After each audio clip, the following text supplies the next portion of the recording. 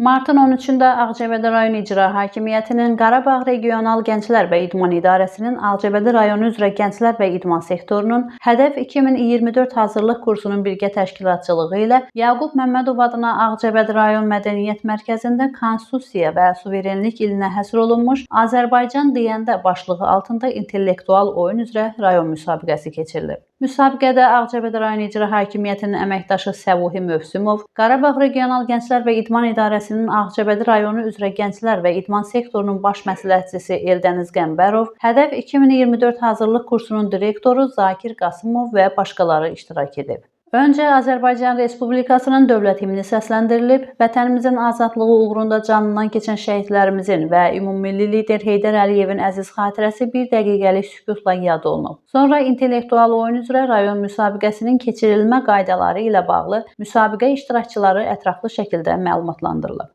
Daha sonra müsabiqəyə start verilib. Müsabiqədə hər komandada 5 əsas, 2 ehtiyat oyunçu olmaqla 23 komanda atılmış püşk əsasında 6 qrupa bölünərək mübarizə aparıb. Qruplarda birinci yeri tutaraq ən yüksək balı toplamış 4 komanda arasında final oyunu keçirilib. Gərgin və maraqlı intellekt savaşı ilə keçirilən müsabiqənin yekun nəticələrinə əsasən Səməd Vurğun adına şəhər 4 nömrəli tam orta məktəbin Armada komandası birinci yerə, Şirin Hüseynov adına şəhər 2 nömrəli tam orta məktəbin Turan komandası ikinci yerə, Elxan Məmmədov adına Şənlik kənd tam orta məktəbin Şəhid İskəndər komandası 3-cü yerə layiq görülüb. Sonda tədbir əyləncəli konsert proqramı ilə davam edib.